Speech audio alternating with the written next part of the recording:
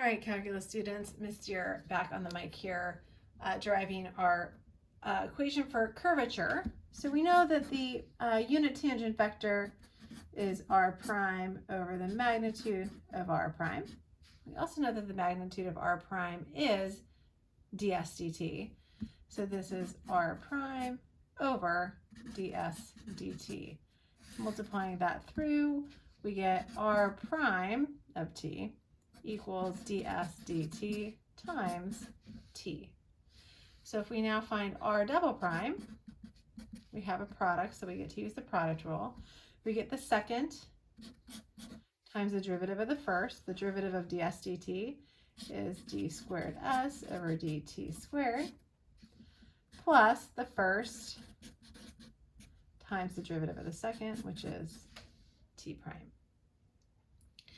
Now, if I cross r prime cross r double prime, remember that I get these combine to get ds dt times d squared s over dt squared, t cross t, plus, then these go, then I get ds dt t cross t prime. Well, I know when I cross a vector with itself, I get the zero vector. And so now I can magnitude both sides of this. So the magnitude of r prime cross r double prime is ds dt squared times the magnitude of t cross t prime, which is just the magnitude of t times the magnitude of t prime. Now we know this is 1, it's a unit tangent vector. We also know that the definition of curvature is the magnitude of t prime over the magnitude of r prime.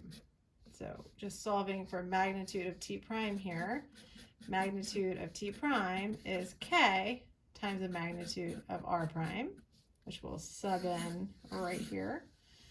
So the magnitude of r prime cross r double prime is ds dt squared. ds dt is the magnitude of r prime. So we have the magnitude of r prime squared times the magnitude of t prime, which is k times the magnitude of r prime. So if I algebraically solve this, I get k equals the magnitude of r prime cross r double prime over 1, 2, 3 of these in the bottom, magnitude of r prime cubed. There you go.